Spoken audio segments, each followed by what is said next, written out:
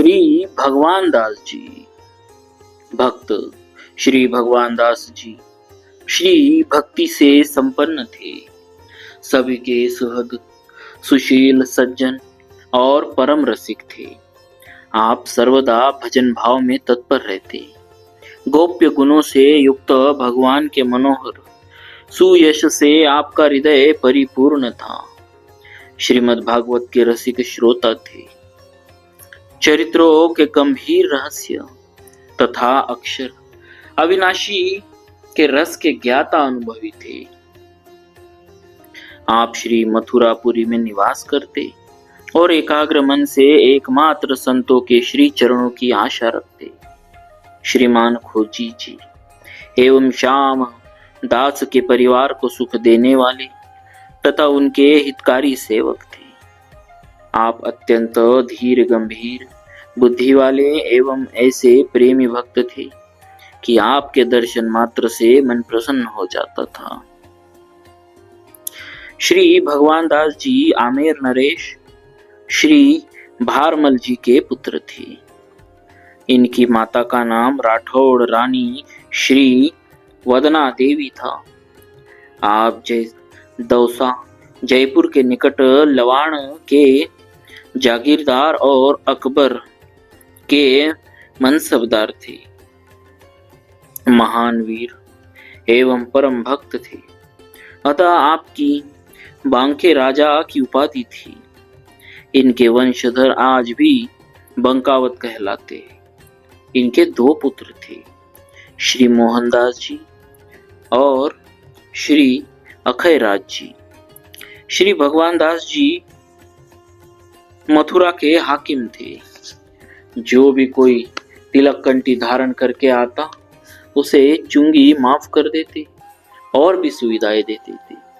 चुंगी बचाने के लोभ से यवन, जैनी आदि भी तिलक कंठी धारण करके आते और बिना चुंगी दिए निकल जाते।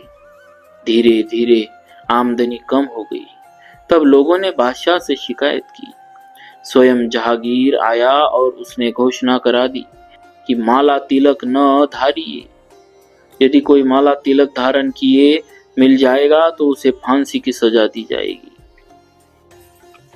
लौकिक लाभ के लिए बहुत वेशधारी थे, पर अब प्राण देने वाला कोई नहीं दिखाई पड़ता था।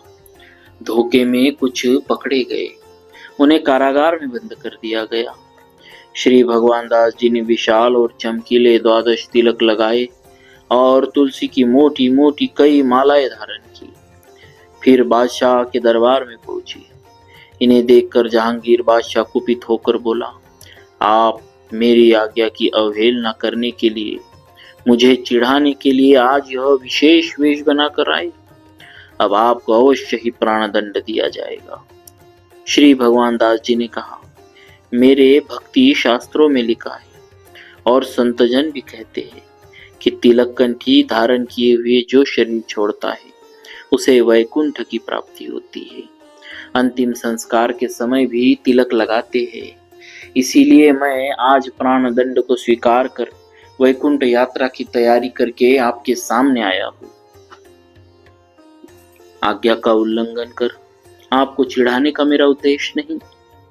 यद्यपि प्रभु की प्रतिज्ञा है कि यदि वातादि दोषों के कारण मेरा भक्त मुझे भूल जाता है तो मैं उसका स्मरण करता हूँ, जिससे वह परम गति को प्राप्त कर लेता है। पर प्रभु का निहोरा क्यों करे? कंठी माला के भरोसे से शरीर क्यों न छोड़े?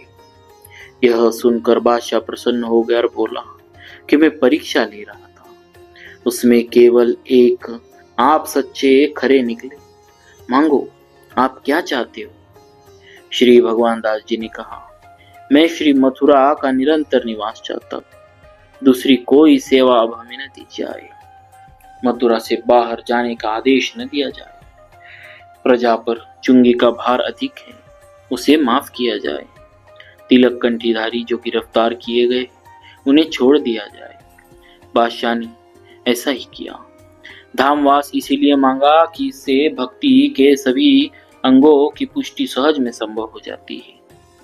इसके बाद आप मथुरा छोड़कर अन्यत्र कहीं नहीं गए। आपने श्री गोवर्धन जी में श्री हरि देव जी का लाल पत्थर का मंदिर बनवाया, जो बड़ा ही दर्शनीय है।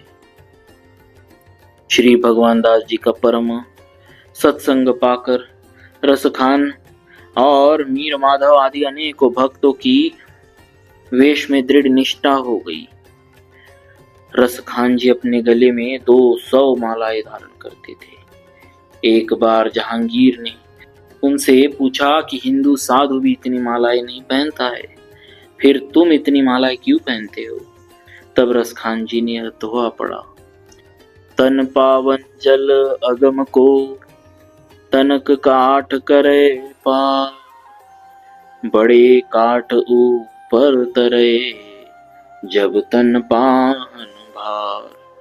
जो पवित्र है वे हल्के हैं, उन्हें थोड़ा काष्ठ भी पार कर देगा, पर मैं तो पापी पत्थर के समान भारी हूँ, अतः मेरे लिए बड़ा काठ चाहिए।